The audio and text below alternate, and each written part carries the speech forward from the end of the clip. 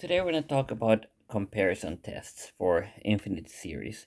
So we're going to return to our idea of what we did last time for the integral test of thinking of the series as the area of rectangles. And so let's say that we have two different series. The one I'm going to check. So I want to find the convergence of AN. But let's say I have another sequence, Bn. Oops. And these two satisfy the following. They satisfy that An is always going to be less or equal than Bn. Okay? So the way we would look at that is, let's say our Ans are here, roughly there. Let's say they're obviously, we would like them to be decreasing if this is going to have a hope and a prayer to converge to something. So let's say that these horizontal lines correspond to A1. This one right here would be A2, A3,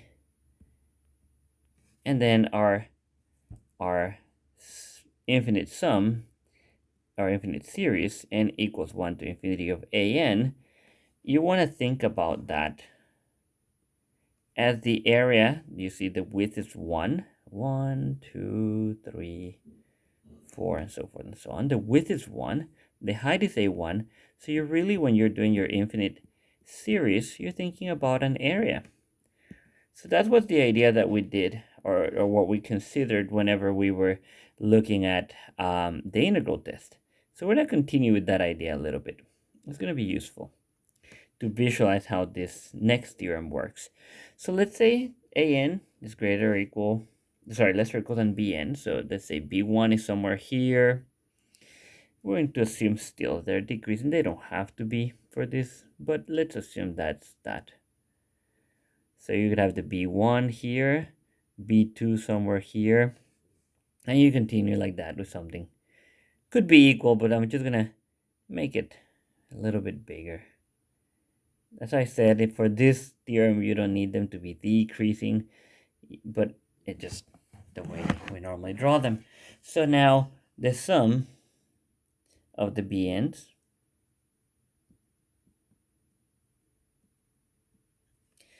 is going to be this area here. So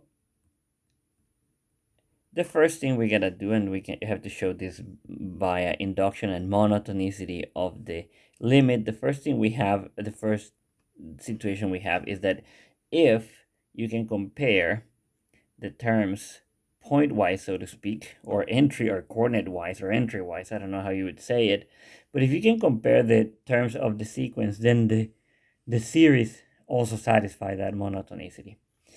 So we're going to observe one thing. If it happens that sum from n equals 1 to infinity of Bn converges, then the sum from n equals 1 to infinity of An also converges. There's one thing I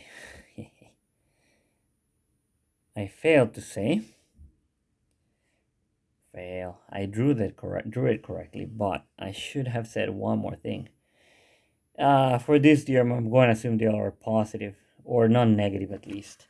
Why? Because, well, this condition right here could send An to a very, very big negative number and make them all negative, and you're adding really big numbers that eventually would diverge. So of course you don't want that. So we're gonna get rid of that possibility by assuming they're all positive, and that will be somewhat clear why we do that. Because eventually we're gonna be comparing the terms with the absolute values. So anyways, that's going to come in the future. But right now we have that if the big one converges, it gives you an area, the big one. The small one will also converge because it's going to give you an area that is not going to go out to infinity. It's not going to be oscillating because it's just bounded above by by the other one. All right, so we have that right there, that theorem. But now the other interesting thing is that if this one diverges, so if this one goes out to infinity, then the bigger one will too. All right, so let's do that. Let's write that out.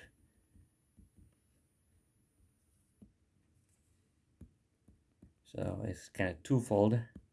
So if the sum of an from n equals 1 to infinity, the series, diverges, then the series from n equals 1 to infinity of the bn's also diverges.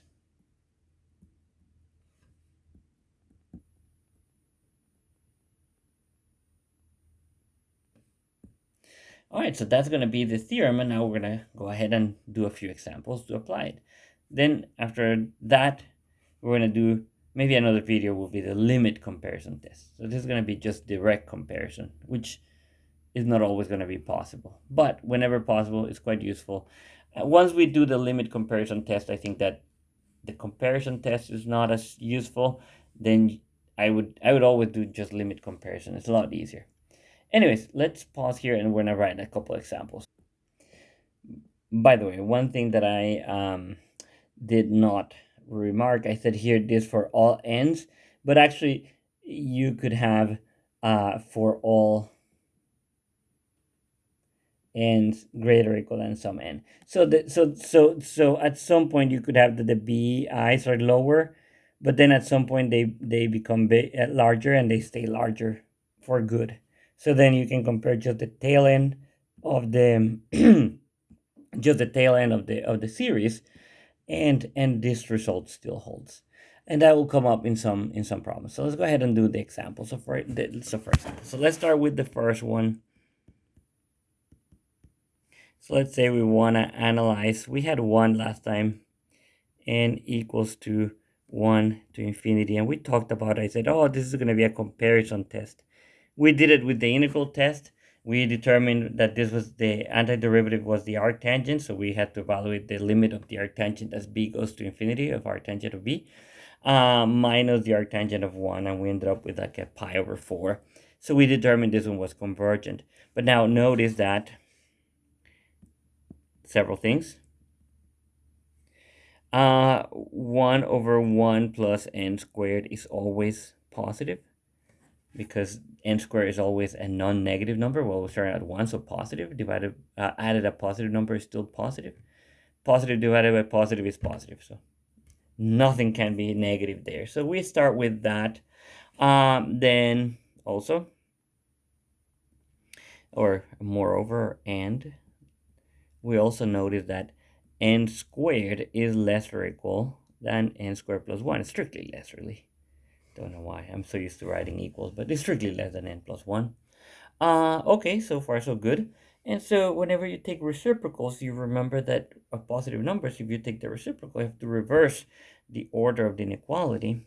So that tells you that 1 over n squared plus 1 is less or equal than 1 over n squared. So the picture here would be that your n squared, 1 over n squared plus 1 are the guys that are below. So that would be this guy. And this guy is going to be the guy, these are going to be the guys that are going to be above. Now, I know that the sum of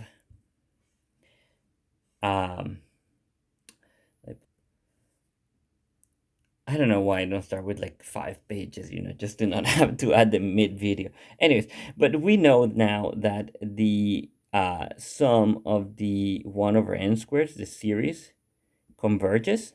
We did that, or just look at the p series. So I say note that this one converges by the p series test.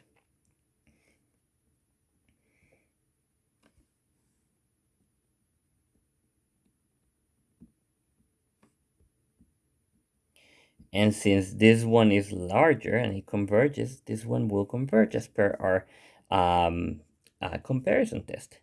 Therefore, the comparison test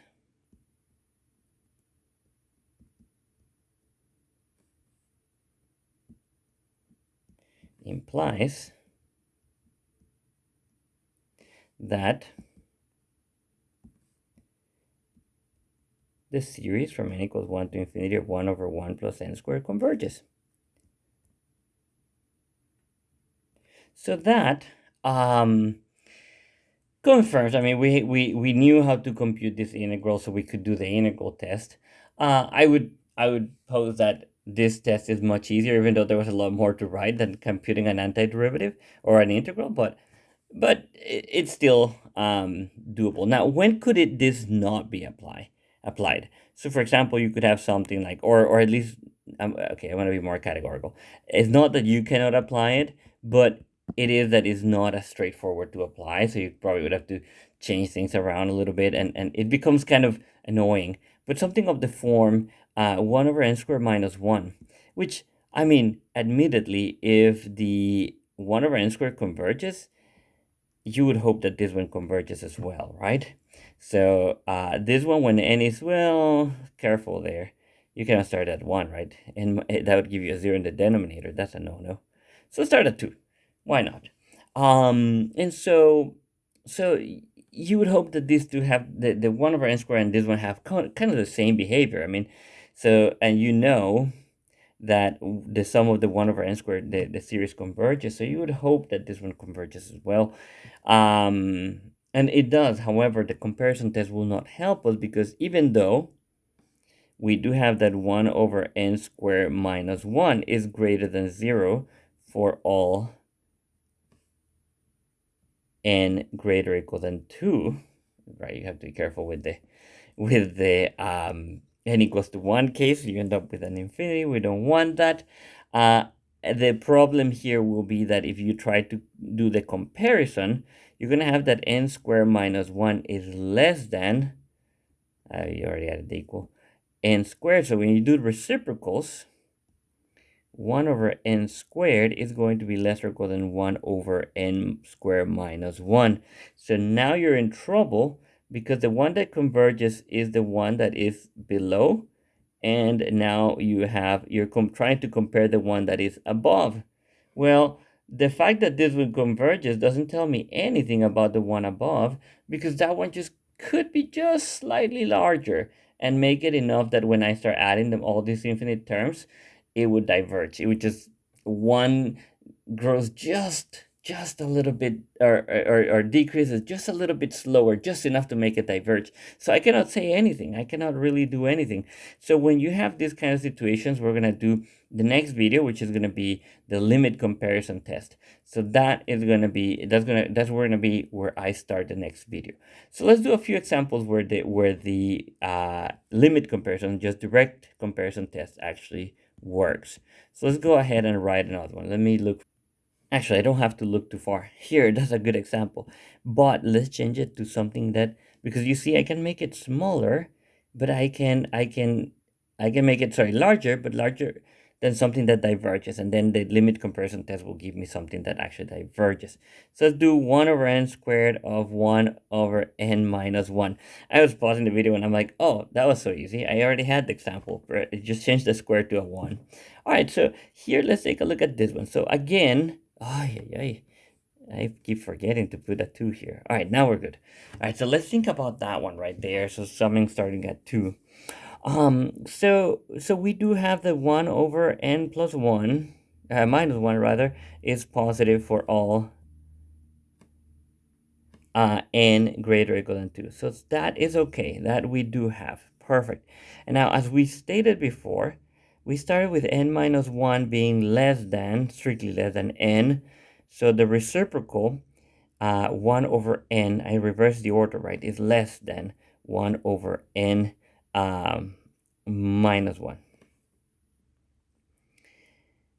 All right, so now, what do I know? Well, I know that by the p-series test, remember that if p is strictly greater than 1, then the series converges, but in this case, p is equal to 1, so the series diverges. And we proved this with the integral test where we got the natural log and that one diverges. So this series diverges. But now you have that the small one diverges, then the big one has to diverge as well. Therefore, the limit comparison test, not limit, just direct comparison test,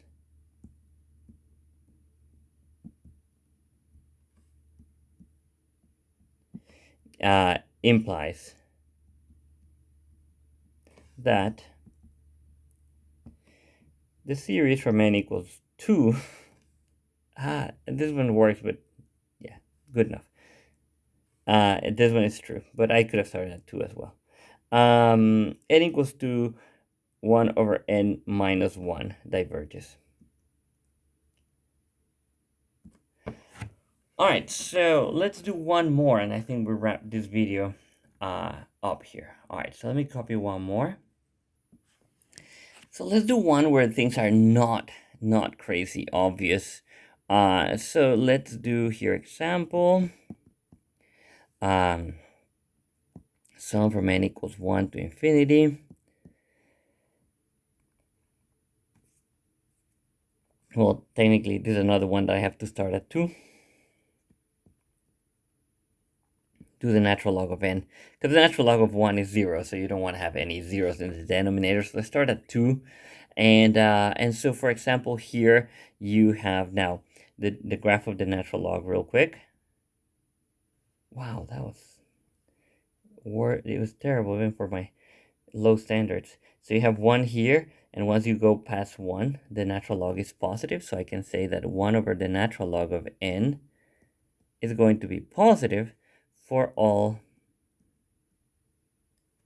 n greater or equal than 2. All right, and now I'm going to notice, though, that the line y equals, I need something that's going to be smaller than this one. Never mind, I want it to be smaller in the reciprocal because I want something that will diverge, so I want something larger and for the actual natural log of n. So natural log of n is going to be less or equal than n for all n greater or equal, but here you have to be a little bit careful. So if you try to figure out where this is gonna be equal, you will have to draw a graph of this, and if you draw the graph of this, well, you will see that it's gonna be like that. So y equals x is going to be always greater than y equals natural log of x. And at that point, then you can write this for all n greater or equal than, well, what do I care about? I don't care about anything but n greater or equal than 2. That's what I care about. But in reality, it's greater or equal than x is greater or equal than natural log of x for all x positives, really. But I just needed an n greater or equal than 2. So that's sufficient right there. So what I'm going to do is take reciprocals, as what we said before.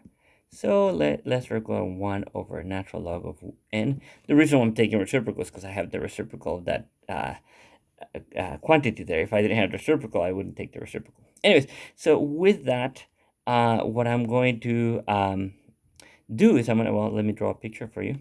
So you have the 1 over n's are the small guys. 1 over n's, this series with the 1 over n diverges. And the natural log of n, or 1 over natural log of n, is larger. So these are going to be these guys, and these are going to be these guys. I don't know how close, but let's say that. And what happens then is that since this series from n equals to 2, I'm going to start it to infinity, of 1 over n diverges, and we have this inequality, the limit comparison test